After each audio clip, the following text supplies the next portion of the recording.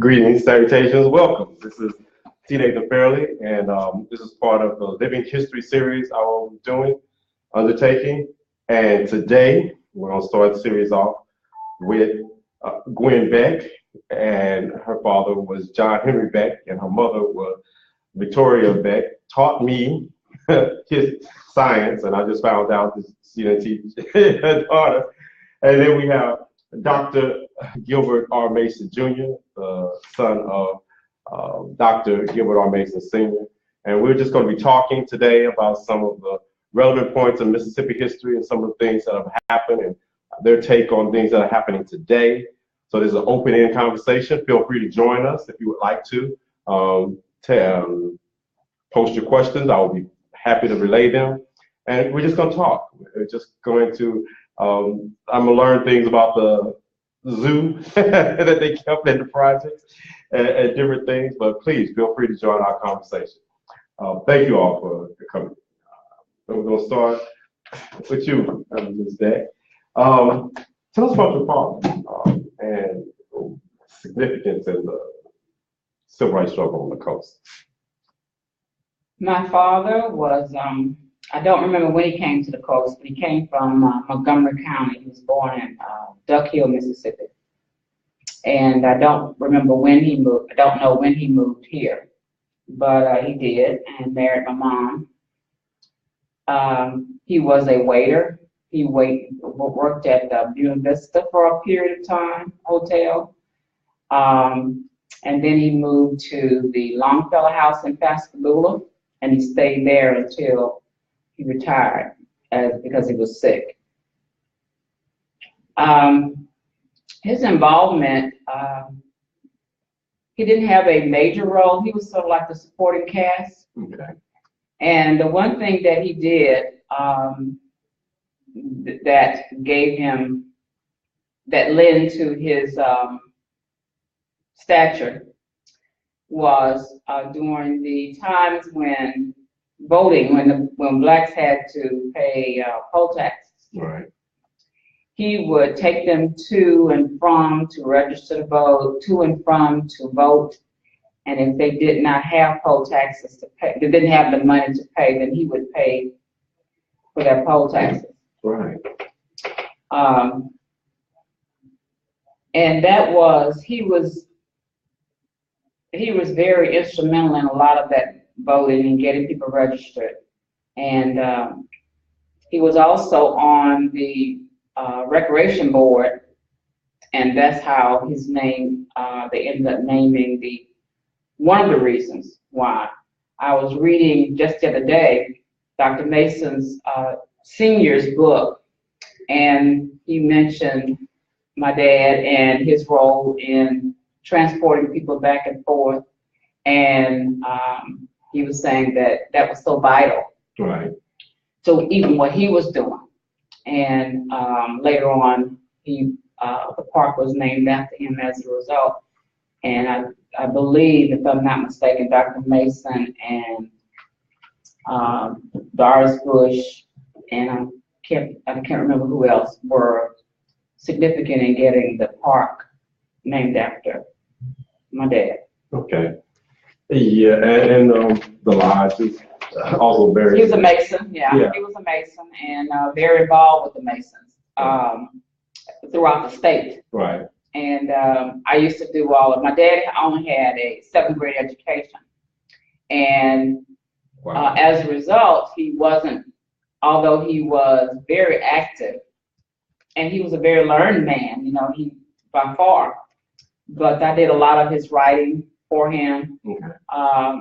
He had, I used to joke, he had a nightclub on every corner in Biloxi, then one in Gulfport as well. And I would follow him from one nightclub to the other, bringing up his cash receipts and counting his money and keeping his books. And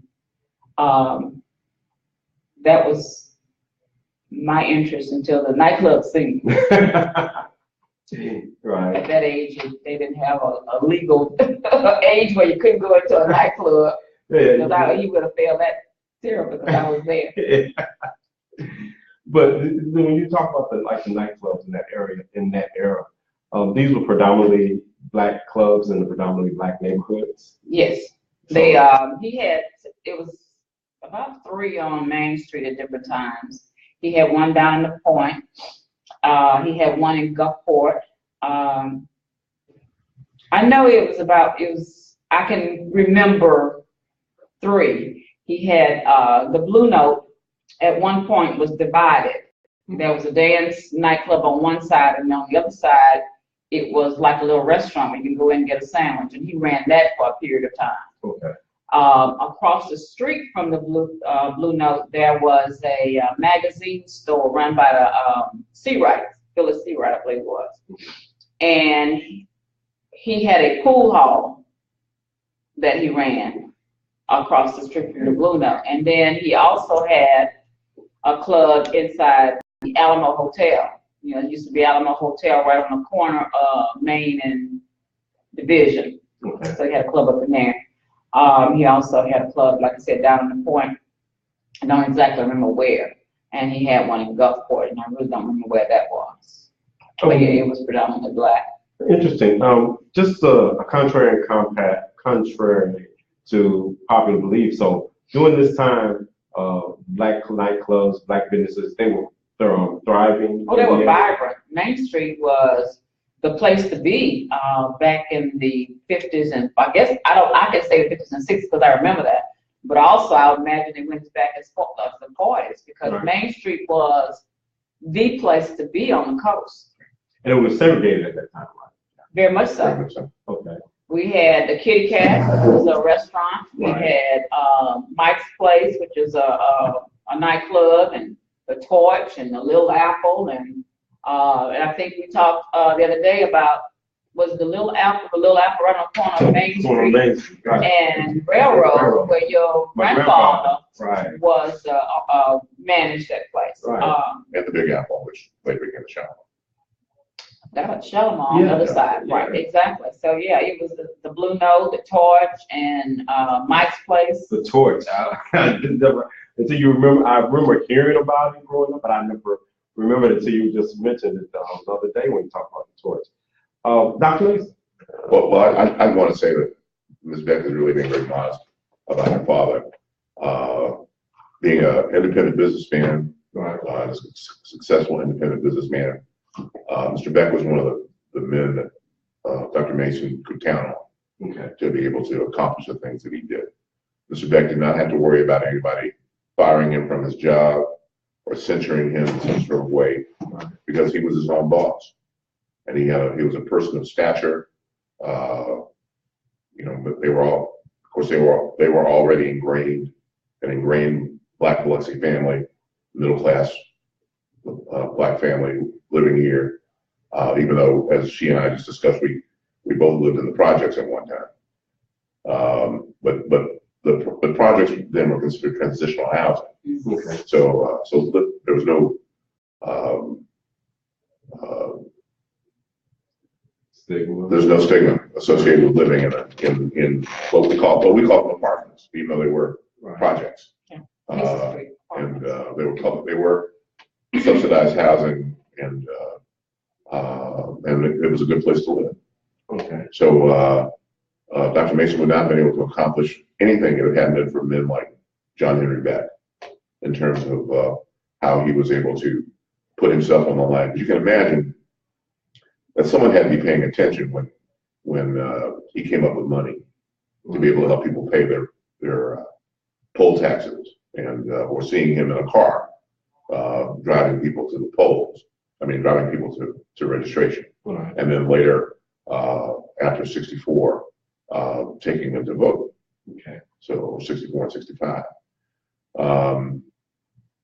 and right now we're being interviewed in DeMiller Hall, which is the current headquarters of the Biloxi branch NAACP. Right. And I'd like to send a shout out to the Steps Coalition for allowing us to be here tonight and to the NAACP. Sure. And we're very much appreciative. And they allow us to do pre-zone live here also. So big shout out to them. Well, Mr. Beck was one of the charter members Okay. of the Biloxi branch NAACP, even though he did not go on the beach during the wade-ins. he was around and was monitoring what went on during that time. And I would have to certainly add, again, this Beck is being very, very modest, where John Henry Beck Park is right now was the center of Black life in Biloxi during that time. And the buildings that were there, the McDaniel Funeral Home, the Black USO, Library. the library, our own library. Okay. And another thing I was just to mention, we had a theater. It was a theater. Well, that was on Main Street. That was on Main Street. Yeah, I never knew that. Yeah. I never knew that there was actually a theater on Main Street. Yeah. And the UVA Hall, was that what was? Somebody said that I think Reverend Black said that when we were being interviewed. That, I believe it was. I didn't remember that. Yeah, those are all places where mass meetings were held. Okay. To try to get ready for the wait-ins, just like you saw seeing documentaries, Right. where people are in churches and being given up-to-date information Right. about what was happening nationally regarding the civil rights movement. Because unless you got your copy of Jet on time, you had no idea what Johnson was going was going on because it wasn't going to be on TV. Right. Really? No. No. You mean all the play that Sun Herald gives towards the civil rights movement and Well, it was some sort of uprising, a demonstration.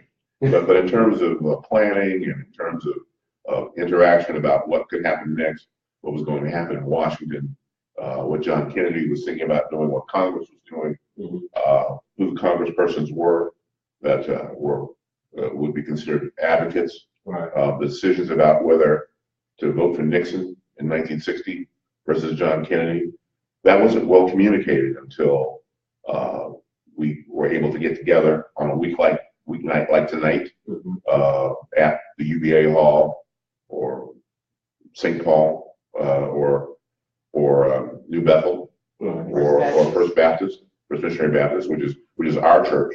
We grew up together in First Missionary Baptist Church on Railroad Street, now Esther Boulevard. So once all those buildings were raised because of Mr. McDaniel's death and the death of his son, that could not be sustained. The UVA Hall, I think, fell into disrepair. The Black USO, I guess, became superfluous after desegregation, and the library, of course, as well. Right. So all those buildings were eventually torn down, and but it was turned into a green space. And instead of it just being a nameless, faceless green space, it was named for the venerable John Henry Beck. Okay. So you give me a lot of history, and I've gone to that park lots. And I knew it was named after your father, but and the hall, the lodge where I was at many days. I was part of the Masonic Order and the Children of the Lighthouse Youth Organization. And these buildings, the churches were very instrumental in the civil rights struggle at the time here also. What about, and I want to move in and expound on something we talked about last time, so we talked about the wait-in, and I just want to talk about that a little, because people have come up to me fascinated about what happened the night of the wait-in, after the wait-in, because, we get the I call it the romanticized version of our history during the civil rights struggle. Sure. And, we don't get these issues about what happens in blood and sweat that really happens after in the planning. So I wanted to talk a little about the night of the wait-in. Well, the 1960 wait-in. Right. I'm sure that's what you mean. Right. Because what happens is because the 1963 wait-in was considered the peaceful wait-in. Right. The planned, the only incident that happens, of course, is people were still arrested, but the police did their job that time. In 60, of course, they didn't. Right. They stood by while white thugs attacked the wait-in demonstrators, and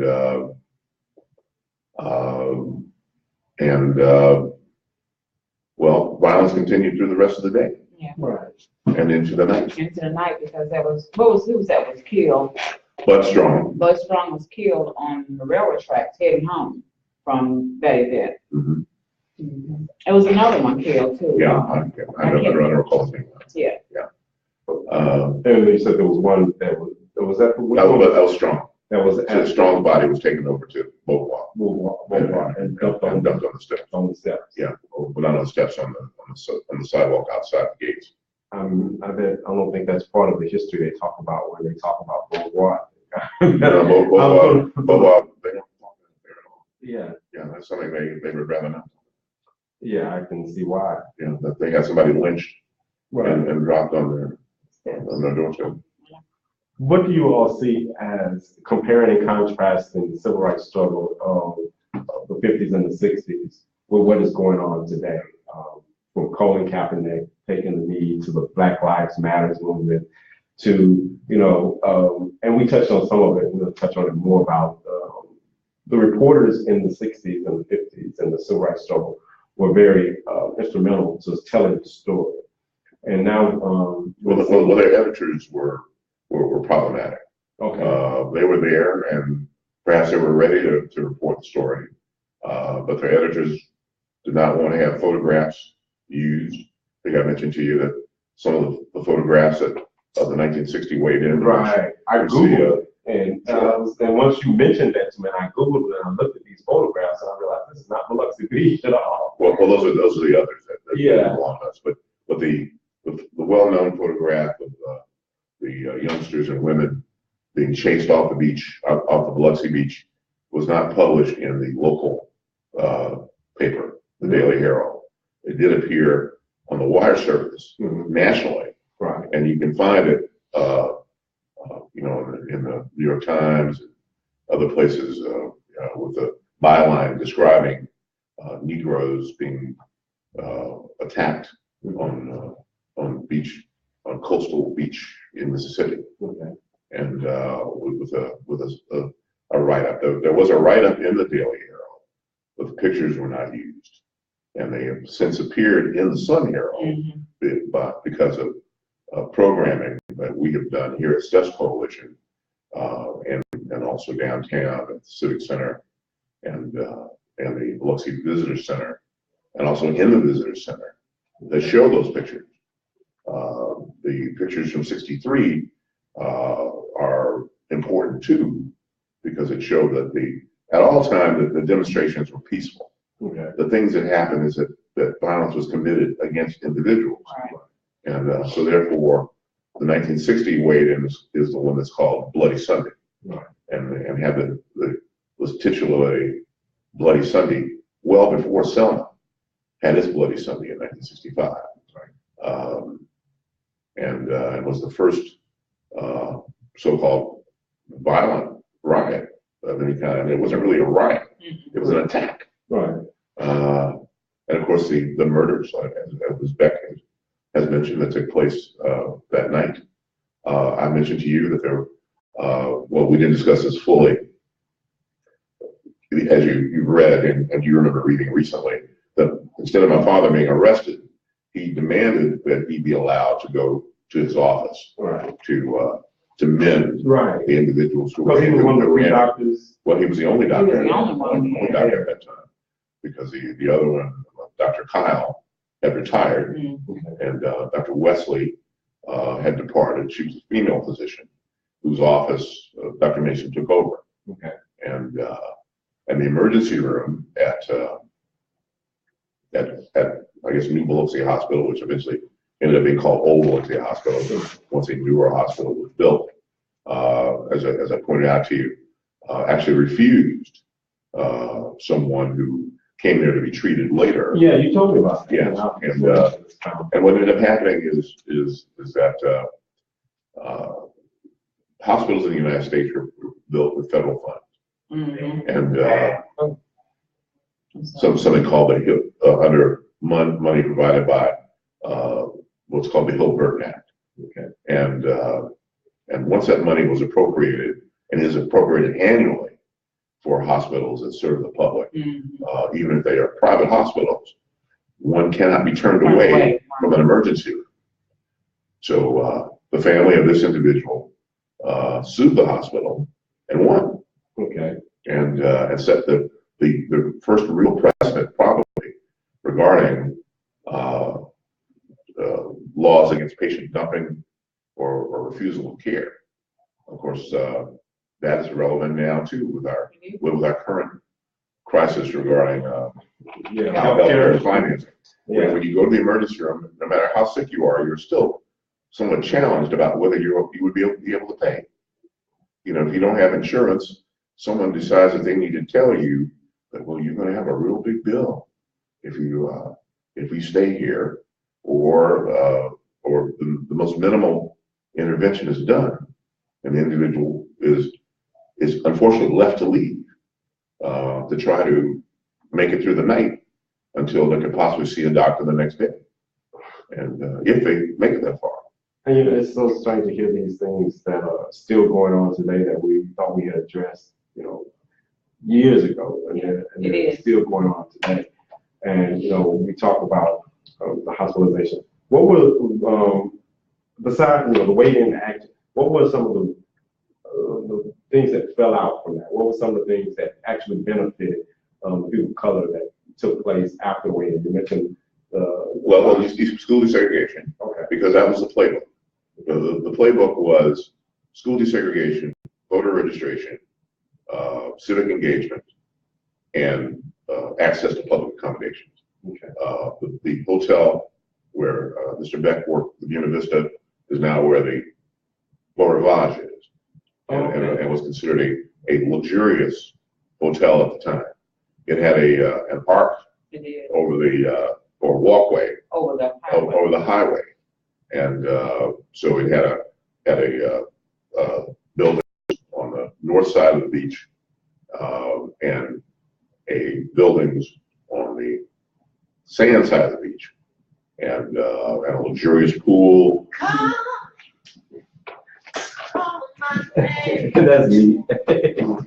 Yeah, That's right. Call my name. Yeah, I forgot to. Yeah, don't be calling me right now. I forgot to turn my ringer off. So there we go.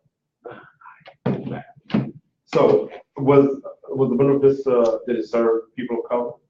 Well, people of color served at the you know, they were waiters, like you said, her dad was, cooked the food, made the beds, kept the grounds, and then were told to go home at the end of the day. So there were no customers that were. No.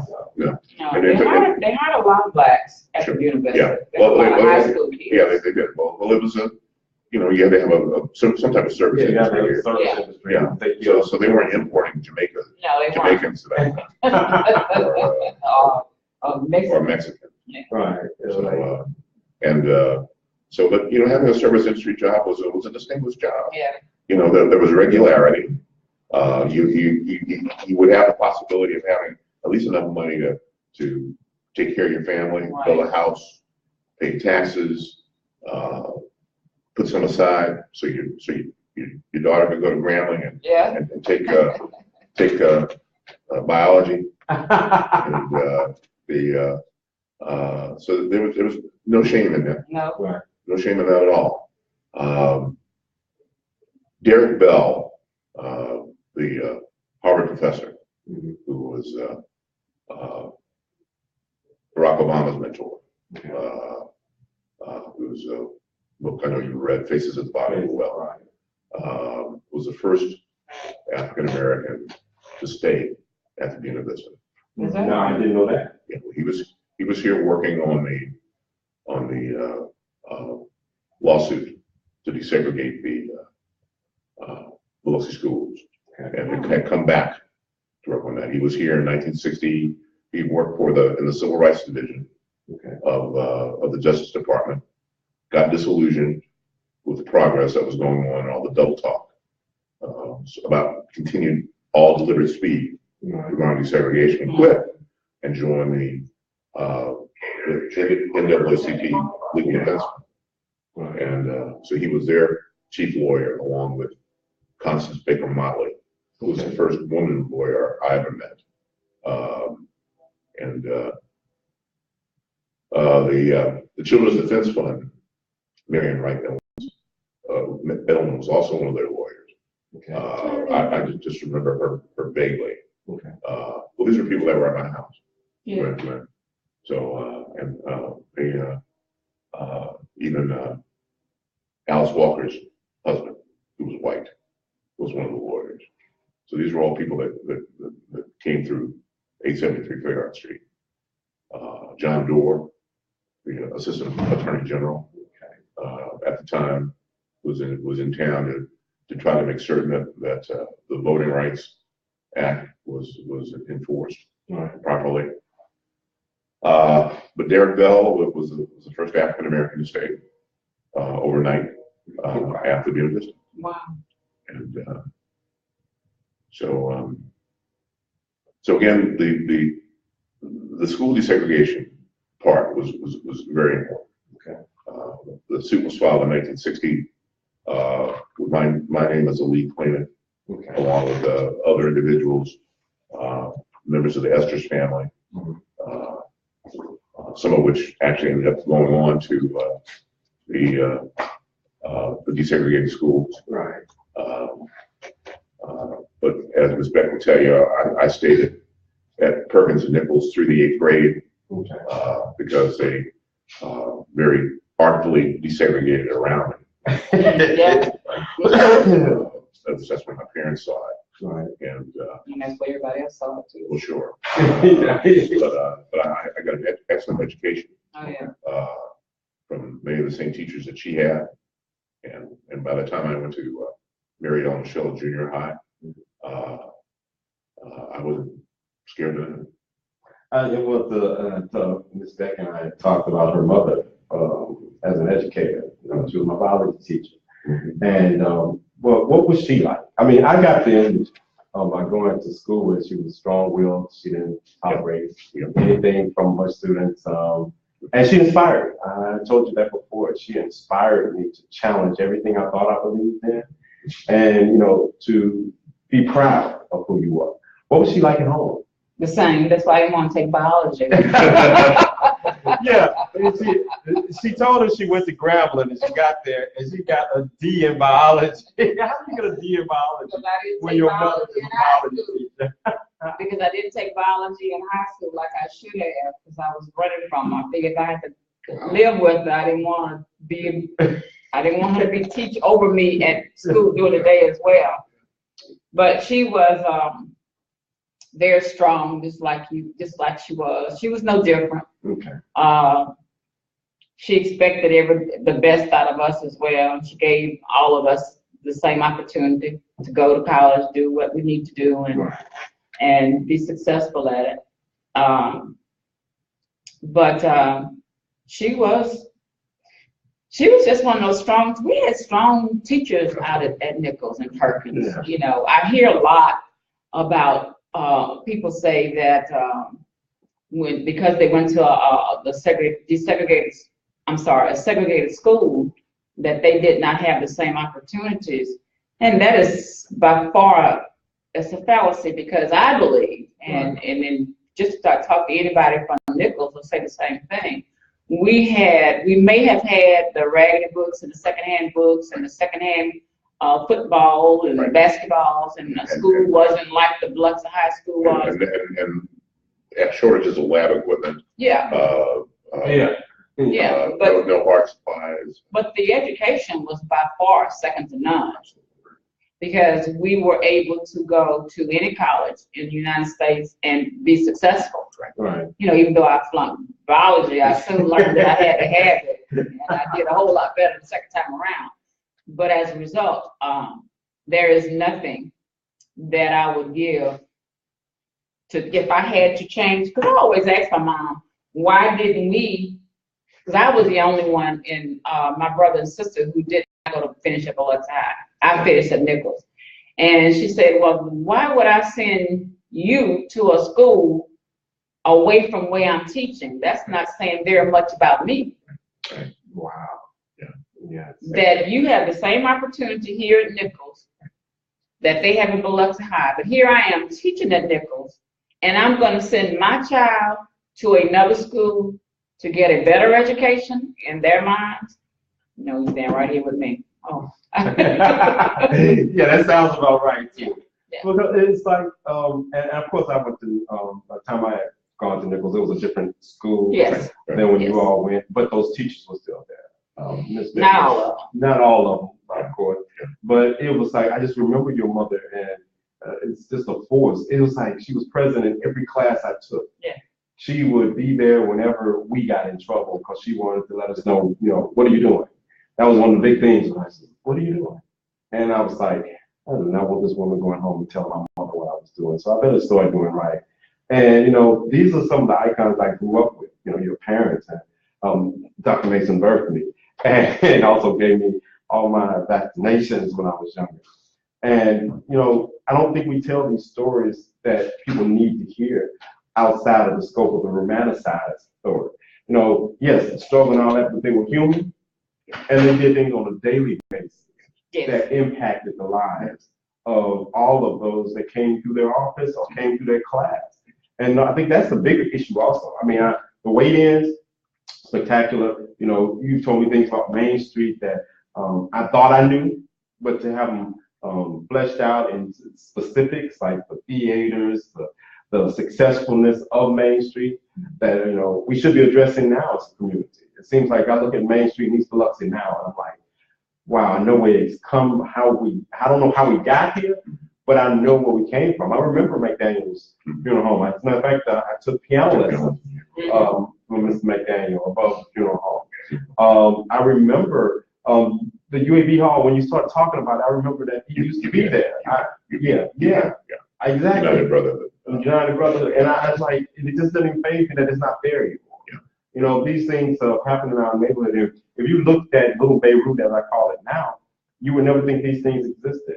And I think it's important to tell people, especially young people today, that this was not always like this, because this is what they're seeing. Well, it was a cluster of a number of horrible circumstances that occurred. Camille comes through in '69, tears down a lot of the buildings. Some of them didn't get rebuilt. Heirs did not want to take over the property that their parents or grandparents owned. Perhaps, and the other argument is, of course, the white man's ice was thought to be colder. Therefore, no one wanted to be on Main Street anymore to have fun when they could go on the beach and go to Fiesta at the Fiesta. Yes. Eat at Barracev's, stay in, well, we wanted to stay in the University. So I can't fault that quite so much. No. But Ms. Beck will tell you that we had new opportunities to do things. We could finally shop on Howard Avenue. Try on the clothes. Could be that at the lunch counter. Woolworths. Mama used to tease me. She said, you were determined to go down to Woolworths and sit at that counter. And I would do it every Monday. They used to cook the best red beans and rice at that Woolworth counter. They had dinners and lunches. And she said, you were determined to make them people serve you red beans and rice every Monday. I said, to think back now, no telling what they could have put in them red beans and rice. But I was going to sit at that counter. I don't care what they said. I went down there every Monday. And ate red beans and rice. I sure did, until they no longer there. Were you ever asked to leave? No, never. Yeah, well, you've been right at the right era, because public accommodations had been passed in '64 and '65. Right, but that didn't change their hearts. Well, absolutely, but I'm glad you didn't have that negative an experience. No, I don't recall having an aunt. I sat there and they served me. Well, the red beans and rice are so good. Yeah, they were good to me. Now, I don't know what they put in it. Sometimes you might forget it. I don't know what they put in those red beans, but I really don't care. At this point, I guess it was okay because I'm still here. Yeah. But my mama used to tell me also, I've gone back to teaching, they would not allow the teachers to join the NAACP. Yeah. If they did, they would lose their jobs.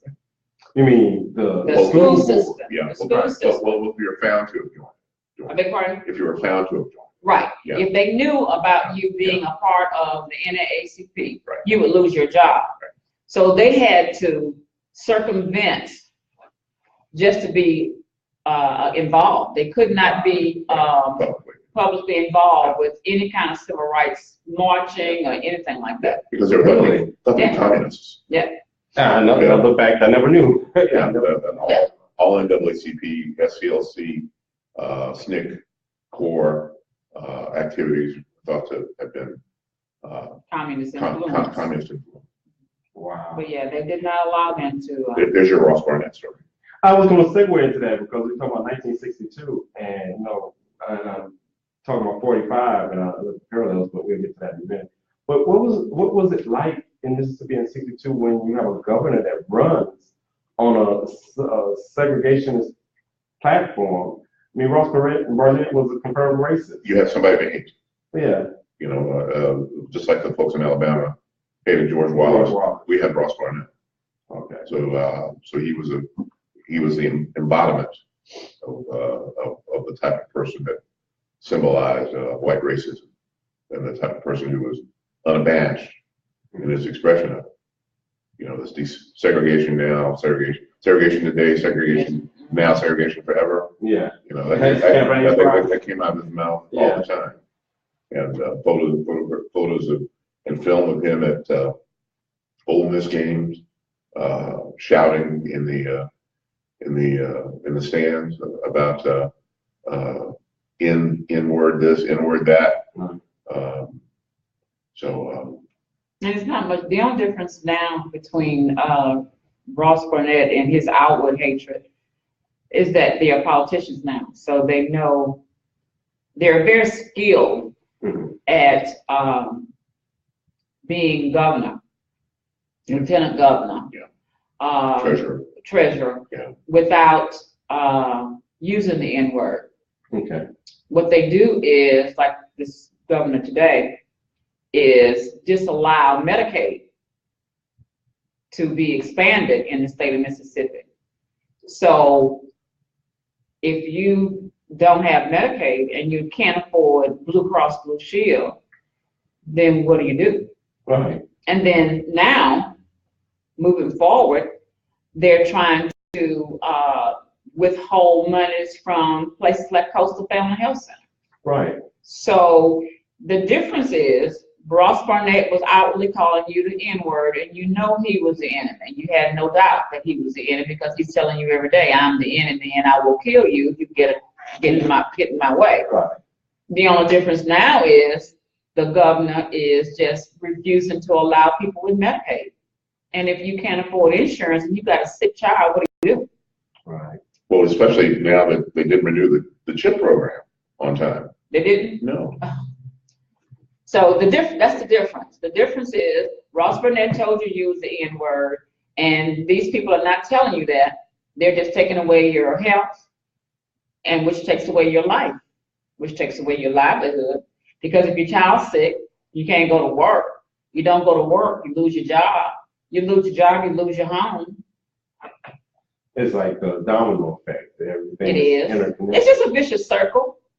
I mean, it's just a vicious circle. What do we do? What do Well, first people of we got color to realize that we have to vote. Our people don't go out to vote.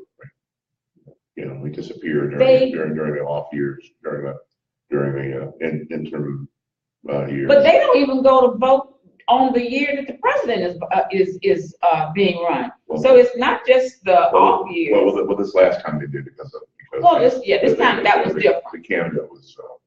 So we have to wait until we get somebody so repulsive that the opposition, the one who got in, was was repulsive. Yeah. He was outwardly repulsive. Trust me, you're talking to someone. But you have to look at it because what has happened now is that, and this is my opinion, I believe that, first of all, they hate us so much. And that has never changed. But what has happened is it's been undercover. Each year we get a little older, a little wiser, and a little smarter in hiding how we hate. Right. Hate is hate. It doesn't matter whether you hate me, or hate a man, or hate a gay, or hate a friend. It doesn't matter. It's all hate. Right. So what has happened is for 8 years, For the first 4 years of Obama, it was a fluke. You know, everybody was excited. A black man was running. Okay, so he got in there, and then he didn't win the second time. By that time, they were so full of rage, and they didn't know how did this happen.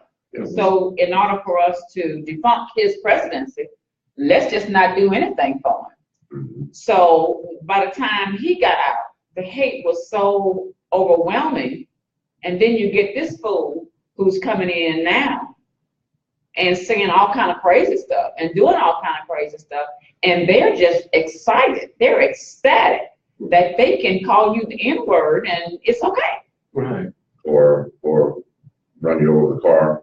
And it's okay. Or, you know, and be a white supremacist, and he said you're nice people. Sure. As good people on both So sides. when you do that, when you have that permission, because he's given them permission to be a bigot openly now. Okay. So that's where we are. And if this doesn't do it, I always believe, and I was talking to Ms. McSwain yesterday, and she said something. She said, you know, very religious person. She said, you know, the Lord allows things like this to happen in order for us to get where we need to go, because we get so complacent. For the 8 years that Obama was in office, we became complacent because we were so excited the black man was in office. We didn't do anything. We stayed home. We watched him on TV. We got excited when he spoke, but we didn't do anything. Governing is not just about those we put in government. It's about what we do also. Once they get in government. So we didn't say anything. The Democrats, they didn't say anything. They didn't do anything. They didn't give him anything. They didn't help him do anything. Well, they didn't have a majority Congress, so anything. But part of the time they did. Only during his first term. Right. By his second term, they were trying to at least introduce things, and they weren't even looked at. They weren't even entertained by the leadership. So. Is that how we get to places that we get to sound like Charlottesville? That we get to these young white males that are half our age or half my age, and I always ask myself, what are they so angry about? You know, they're angry when did things start not going their way? Well, they're angry about something they believe they deserve, and nobody deserves anything except the rights life, of liberty, and the pursuit of happiness. Yeah, so it's in the Constitution. You know, you're not guaranteed a job at a coal mine because your daddy had a job at a coal mine and made money. He's now dying of lung cancer. You don't want that job.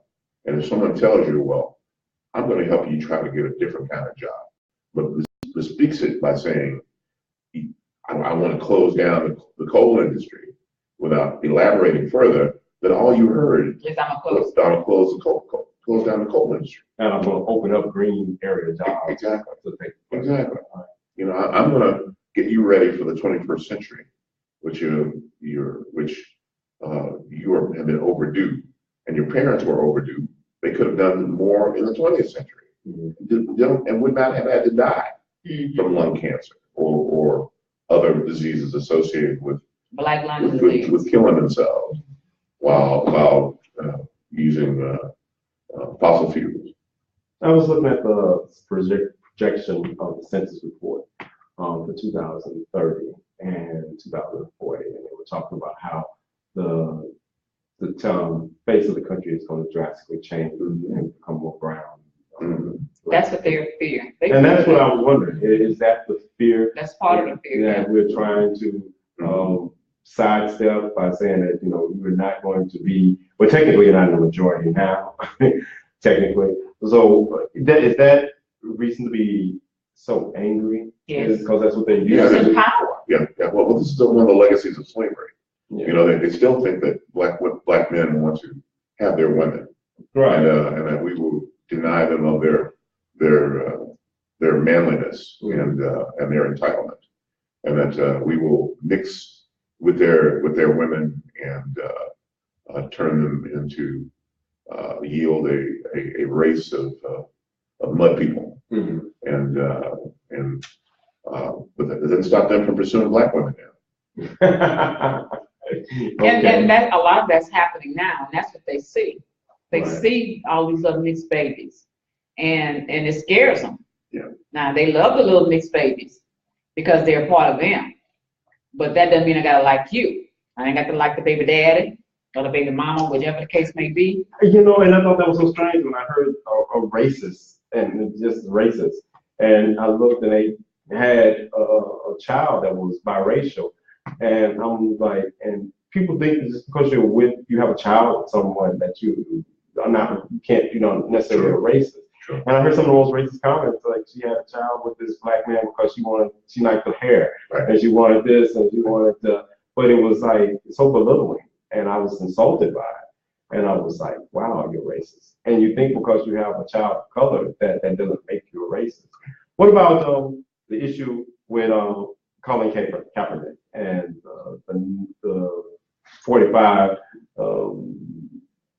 trying to change the narrative about what it was actually about? Because to me, we're getting away from what Colin took a knee for in the first place, was the protest, police brutality, and the inequalities and injustices that people of color face in this country on a regular basis. And now it seems to be about, since 45 made his statement at the Klan rally in Alabama, that, they were, I said Klan rally in Alabama. That was a fraudulent slip. I'm apologizing. It was a political campaign. So he made these comments and called, that, these sons of bitches should be taken off the field. Should we allow him to change the narrative and make it about him? Or should we just ignore him and get back to what the narrative is actually about? And what do you feel about the narrative? Wow, that was a mouthful. Yeah, A whole lot of stuff up in there. Yeah, it's like, hey, Yeah. Here you go. You can have it now, and you can dissect it. All right, let's start with Colin Kaepernick. I think he has a right to protest in any way he wants to. I think it's important that this generation is inspiring, first of all, that this generation is actually paying attention. Right. Because I'm thinking that the generation before ignored a lot. And I think the generation before that was very complacent. So I think at this point where this generation has awoken, is that the correct word? Yes. I think that's wonderful. I think it's great. Now, there's two parts to the story. They're not, I'll deal with two parts and then move on, because the second part is something that we absolutely have no control over, and that's whether or not he gets a job or not. And I think at this point, if number 45 keeps talking and keeps bullying, attempting to bully the owners, they're going to reverse their opinion and somebody's going to give them a job. Because rich white people who have ownership of everything at the top don't want to be told by anybody what they shouldn't do. Okay. So the fact that 45 has attempted to tell them not to hire him and to fire all of the others who have said, right. And because he thinks he's a peer, and he can dictate to them. Exactly. And I don't even know if he's as rich as them because I can't see in tax returns. Right. But the bottom line is, and you probably won't see any unless Mueller brings him out. I think I read somewhere where he actually is getting very close to getting his income tax because he's dealing with the IRS now. That's another story. Yeah. But anyway, the fact, I think with the disillusionment I had with the football, because I've stopped watching it, I just refuse to, is that they're not protesting Kaepernick or protesting brutality. They're protesting 45 calling them the SOBs. Exactly. So they're not all of them, right. Because there's some that was kneeling with him. There were very few and far between, but there was some before all this happened. Right. But I think this big outcry right now of we're gonna hold hands and sing Kumbaya before and my Saints, who I love, whether they win, lose, or draw, have decided with the lead of a white man, Drew Brees, it decided that they're not gonna kneel for the flag in the national anthem. They're gonna kneel before. Right. And then we're gonna stand up and hold hands during the national anthem. So that doesn't mean anything. That's just foolishness. And so I haven't pulled out one thing this year for the Saints. And that's unlike me because I have everything that says Saints. I think that's my opinion about the football players. I think that their protest has nothing to do with police brutality. It's all about him calling them an SOB. And it's all about him telling the owners to fire all of them. Right. That's all it is. Yeah. Well, I agree with some of what you said. I will never let the Saints go. I came to medical school in New Orleans simply because that's where the Saints were.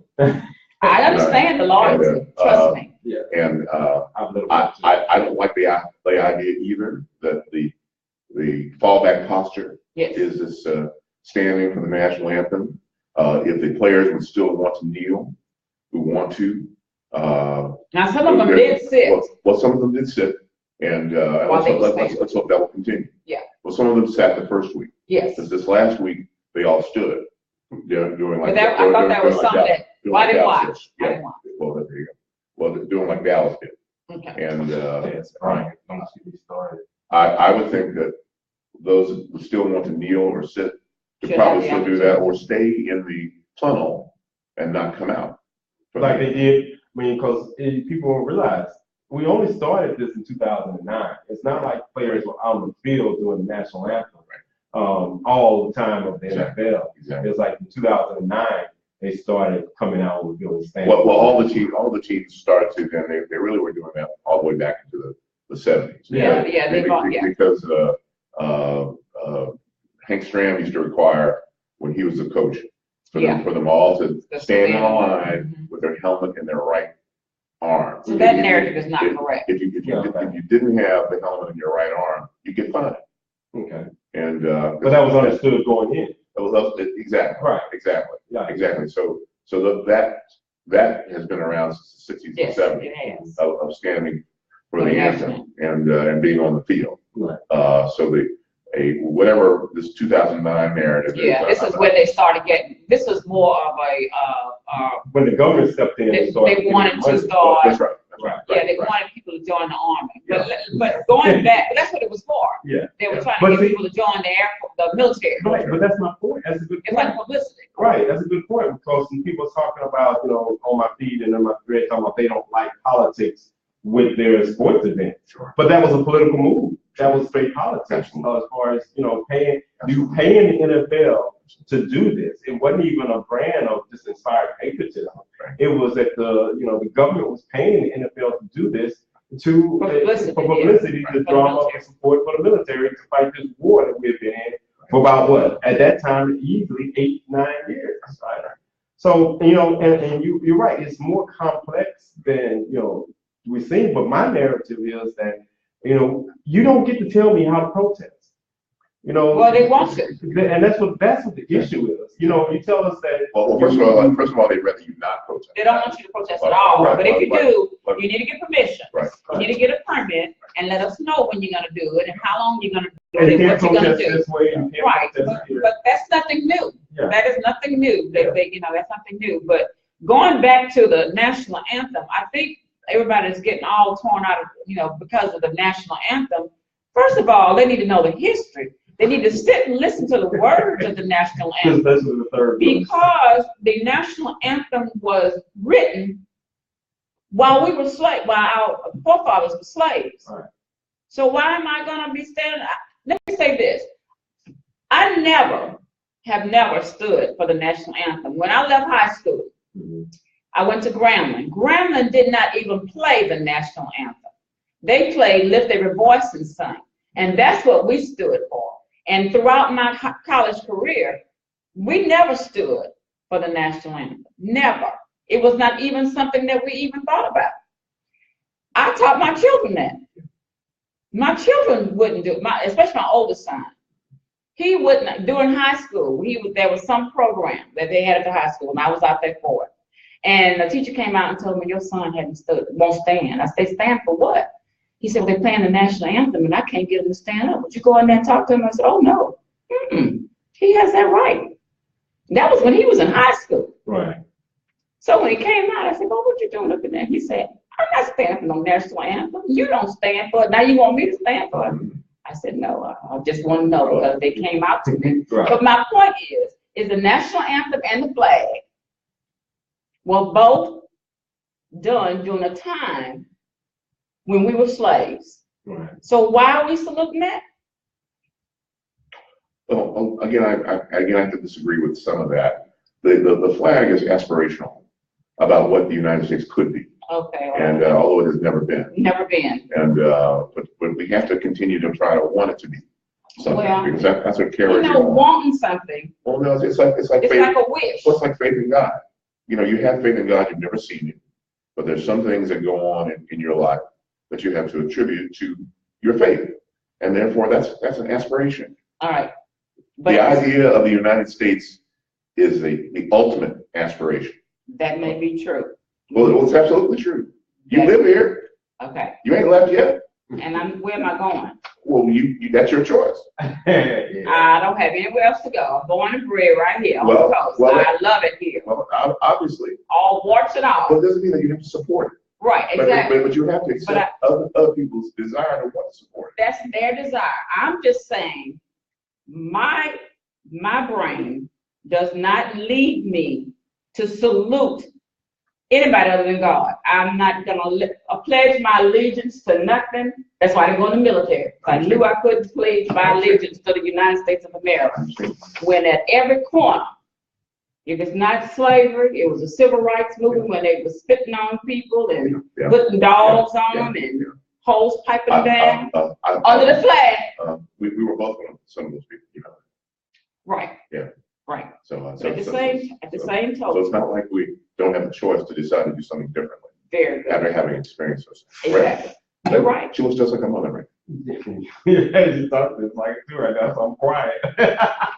Well, But I mean, I just get very I ugh understand. about people making such a big deal about a song and a piece of cloth. Sure. Because people's lives should matter more than a piece of cloth and a song. yes. Yeah. And I guess Period. that's the side of And that's the problem I have with Yeah. this new brand of racism. This is new because back in the civil rights era, we knew that they didn't like us and they shot us and killed us and raped us. We know that. Well, we moved from that and it became, well, I don't really like you, but I have to tolerate you. Well, if they said that. Yeah. Yeah. A lot of the time they just kind of went along and Yes, yeah, and just kind of brushed up against you when they had to, and exactly. still followed you around in the store. Yes. to this They day. still do. Yeah. That's why I don't understand how those 5 girls got over there in that mall and walked with all But all over that the clothes, world. Victoria's It makes Secret. sense. Yeah. That was Like I inside. saw that and I was That was like, the inside who job. helped them? Yeah. Yeah. But the bottom line is, I just believe that what is happening now is the optics is more important than my life or my son's life Right. or my 3 sons' life And it's or my one 4 grandchildren. And Doc, because I look at Pastor Stan and I look at the players over there that took a knee during the game last week, and then I read some of the most viral stuff that you could talk about from Caucasian males, some of what they would do. Right. And I flash back to Emmett Till and that same kind of mentality. We're going to teach you a lesson. And, you know, and this is coming from people that I know that are at home doing the playing of the national anthem with a beer in their hand down their pants, doing the play of the national anthem, and they're not standing up. These are people who've never served in the military. And these are people who've never even done a cursory read of the Constitution of the United States. And they're going to tell me that they don't like the way I protest. Well, I don't like the way you put your foot on my neck. So you don't get to tell me how to get it off. I agree with you that the flag is aspirational, but there's a lot of things that are aspirational that I see that if they're not living up to that aspiration, that I have to shake. Or reject. Or reject until they are. Okay. Your mother this is something I really got from this back. And you don't talk about aspirational. You have the potential to be. Yeah. But if you're not living up to that potential, then why am I investing something in that will not live up to its potential? When you say and I'm saying that to me, when you cite our mother as your example, you know whose example I follow. yes, And I was in the Boy Scouts, right, and I was on a football team, organized sports, Right. that stood for these types of things. I didn't really want to stand for it either, but I had to at the time because it was short-lived. And when the opportunity was there for me to prove otherwise, that I would not wish to accept it the way it was, because I was at Biloxi High when the people were shot at Kent State and at Jackson State, and also what ended up happening, what would continue with the Vietnam War, and would have been drafted if my lottery number had been low enough. Went to Harvard, protested there as well. So no one has to teach me about protest and rejecting something that I don't accept, because I had it at home every moment of every day. Right. So good for you and good for you. But y'all are not me, and we love each other, and we're going to accept each other. Right. Right. But you're never going to tell me how not to protest. And I'm not going to try to. Right. And that's my issue. It's not the issue that I don't have an issue with the players that elect to stand. But the narrative to me is what needs to be addressed that we're not addressing. We're not addressing the fact that as a black man, I'm 2.5 times more likely to be shot during a traffic stop than an unarmed instance than a Caucasian. This is disproportionate to the population. I'm only 6% of the population. You know, I look at the incarceration rates. I look at the obvious racial laws that are made I look at, and really right now, the opioid epidemic has me like flabbergasted. It's an epidemic that needs task force of doctors now. But crack and cocaine in the 80s was an epidemic that needed a task force of armed militia busting in your house, taking you to jail if you're a user or an addict. But it wasn't the same kind, and it's still not. You know, these are the things in this country that I look at and I say, people say it's not racism, we have chance to solve this, and we haven't solved anything because of the fact that I'm looking at the prison population of black men disproportionate to their number in the society we live in, and for crimes that I'm watching Caucasian men and women do today, and then getting treatment. I'm not even talking about the drug dealer. I'm just talking about drug addicts, drug users. Addiction doesn't change. I have a psychology degree, and I can tell you about addiction. And I see the same types of behavior in the crack addict and I see in the opiate addict. But because it's more socially acceptable, because it's more Caucasian, then the laws reflect that. And these are the things that I say we protest. And if I have to not stand for the pledge of allegiance to draw your attention to it, then I will do that. Because what I see is you're so focused on me not standing, you're not asking why isn't he standing as a military member? Or why aren't we kneeling? Instead of not showing up. And then this is another issue. You would feel, I hear these people saying because they're rich, that all of a sudden they don't have to protest because they're not being treated like that. Yeah. You know, they have no reason to want to complain. Right. Yeah. And who is going to complain? Because those who are disenfranchised, this whole point is different. They have no voice. So you're getting on us for, one, you get on us for being people of color who have an issue. And then if we do protest, you say, oh, because you're not in that, you're not down there with them, you shouldn't be protesting. That's what I'm angry about. I'm angry about that narrative and how it become and how the owners have co-opted it and made it about them. Well, they're perplexed. Yeah, I mean, they're buckets. Like we both love the Saints, but we know how Tom Benson is as a businessman who is successful, but he acts like he had a fifth grade education. Yeah.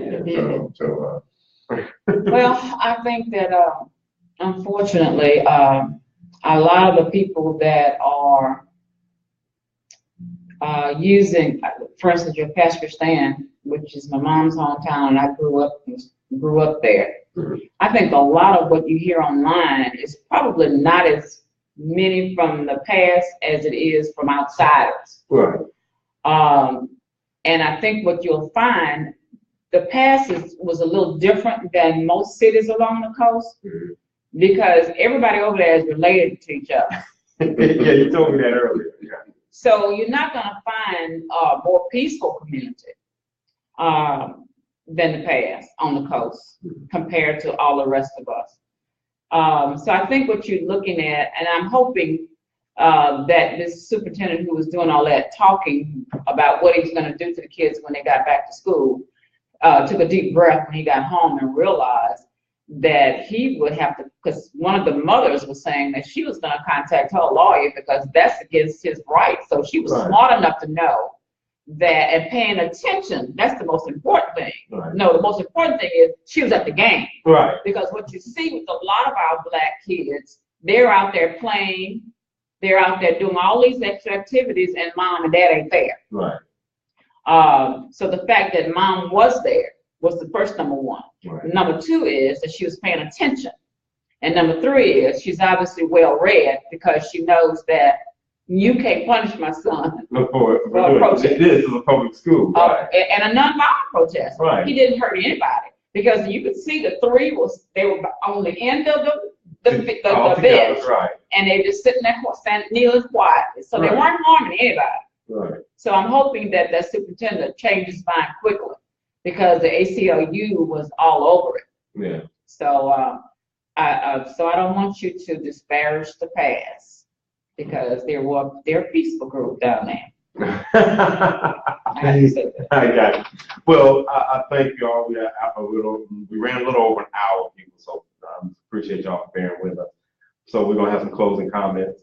I wanted to talk about DACA, but we don't have time. But closing comments. What would you all like to leave this at today? What would you all like to leave the audience with from the conversation today?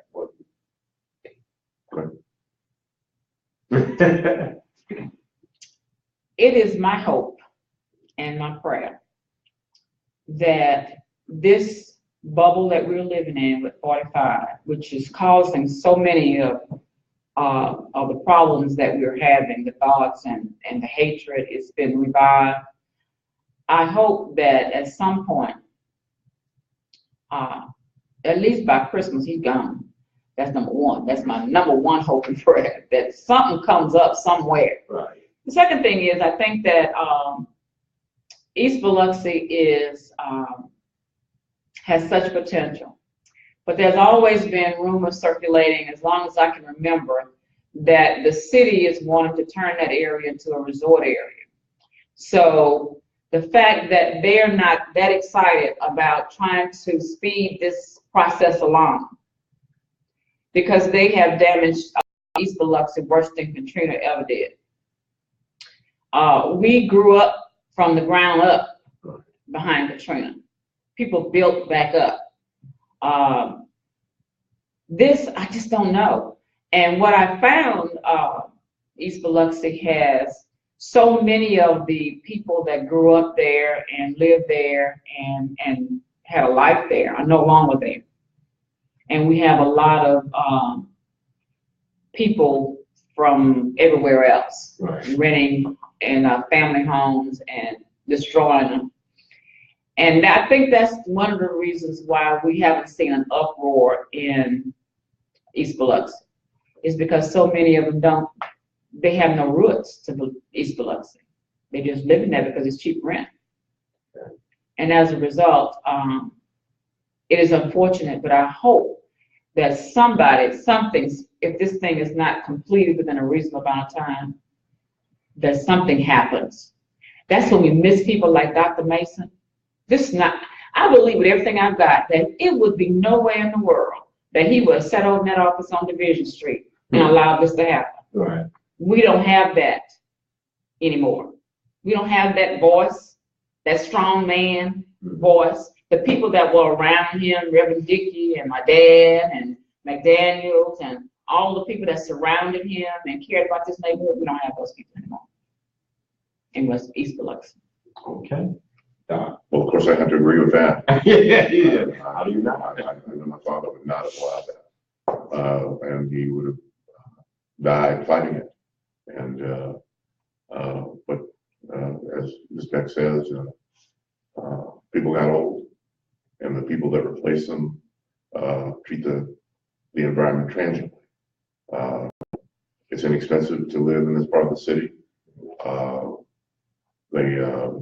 Even some of their own parents did not go teach them, the ones that remained, their own parents didn't teach them about what had gone on before. What you're doing right now is wonderful in that regard, but what we have to do is try to impart courage but to tell the stories of Miss McSwain, who was the first Black employee in the Biloxi school system to run the kitchen at the predominantly white school at Biloxi High.